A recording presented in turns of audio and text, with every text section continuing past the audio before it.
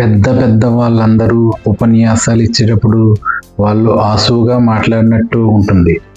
కానీ వాళ్ళు ఒకప్పుడు స్లోగా మాట్లాడగా వాళ్ళకి అలవాటైపోతుంది అన్నమాట. ముఖ్యంగా స్కూల్ జీవితం, కాలేజీ జీవితం దీనికి ఎంతో ఉపయోగపడుతూ ఉంటాయి. స్కూల్లో కానీ కాలేజీలో కానీ ప్లెడ్జ్, అదేవిధంగా జనగణమన ప్రేయర్ ఇలాంటివన్నీ కూడా స్టేజ్ ఎక్కమన్నప్పుడు ఎవరైతే ఎక్కుతారో వాళ్ళు మాత్రమే తర్వాత ఆరేటరీ స్కిల్స్ అనేవి డెవలప్మెంట్ అవుతాయి. అది హిట్లరు బయట ఒక పెద్ద స్పీచ్ ఇవ్వడానికి ఒక అద్దం ముందు గంటలు ప్రాక్టీస్ చేసేవాడు. ఈ విషయాన్ని ఎవరికి తెలియదు, రూమ్లో ఎలా ప్రాక్టీస్ చేసేవాడు. అదే చార్లీ చాప్లిన్ తన సినిమాలో ఈ విషయాన్ని చూపించాడనమాట.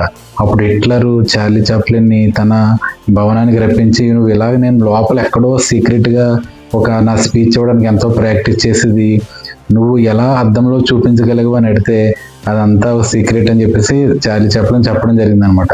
అయితే అందరూ చార్లీ చాప్లిన్ శిక్షిస్తాడేమో అనుకున్నారు, కానీ అది జరగలేదనమాట. అంటే ఒక గొప్ప వ్యక్త రూమ్లో తయారవుతాడు.